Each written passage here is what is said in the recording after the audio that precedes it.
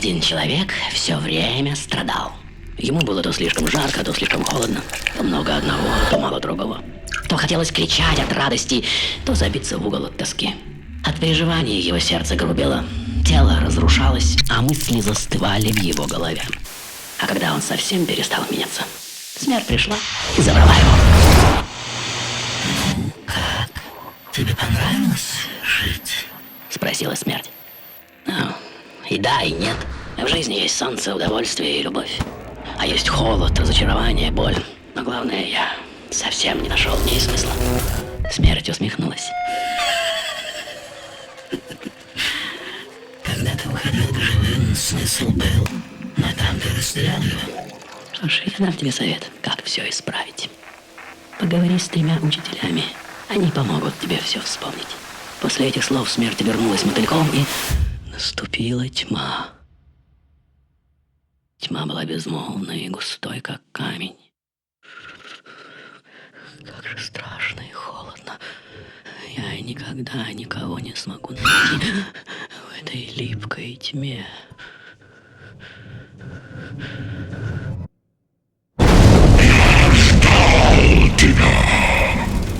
Это был первый учитель, черный бог. Он обитал глубоко внизу и был самой тьмой. Он рассказал, что душа человека непрерывно излучает и счастье, и страдания. А значит, человек и есть первопричина всего.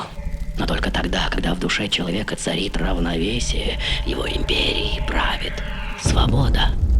Свобода, свобода, свобода, свобода, свобода! Я ждал тебя. Это был второй учитель, белый бог. Он обитал высоко вверху и был самим светом. Он научил человека, что вечность — это сейчас, что будущее и прошлое — это всего лишь разные формы человеческих воспоминаний. Но только тогда, когда человек не живет прошлым и не убегает в будущее, его империей правит свобода. Свобода, свобода, свобода, свобода!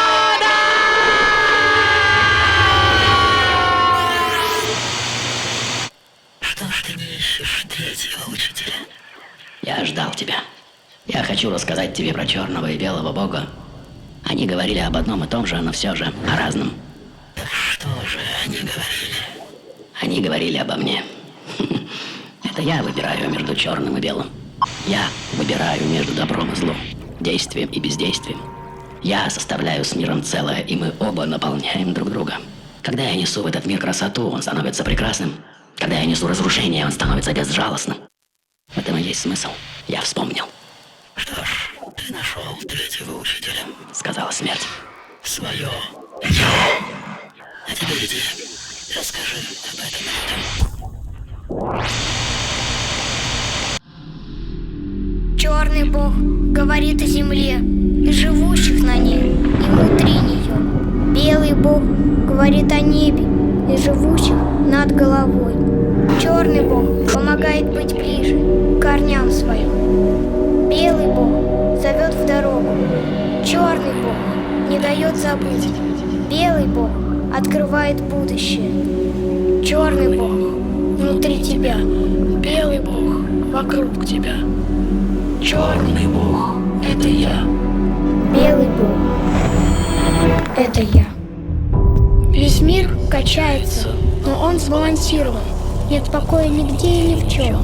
Любой покой разрушается временем. Любой покой разрушается внешним миром.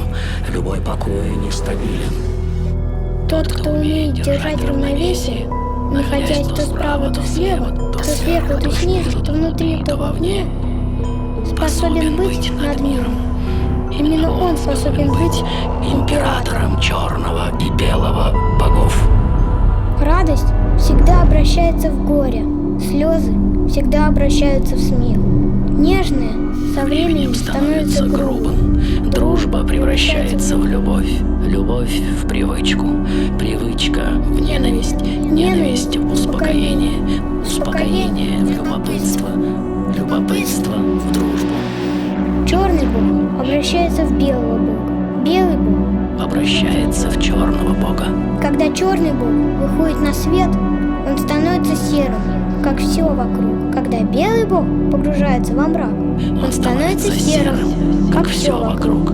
Когда черный бог смотрит на белого бога, а белый бог на черного бога, все обретает краски. Когда черный бог и белый бог становятся единым целым, Обнаруживается я. сознание — это белый бог, тело — это черный бог, я — это черный бог и белый бог. Я — это тот, кто помнит, что было, и думает о том, что будет. Я — это тот, кто не в прошлом и не в будущем. Я — это сейчас. Весь мир — это вечное сейчас. Я центр этого мира. Я центр своей реальности.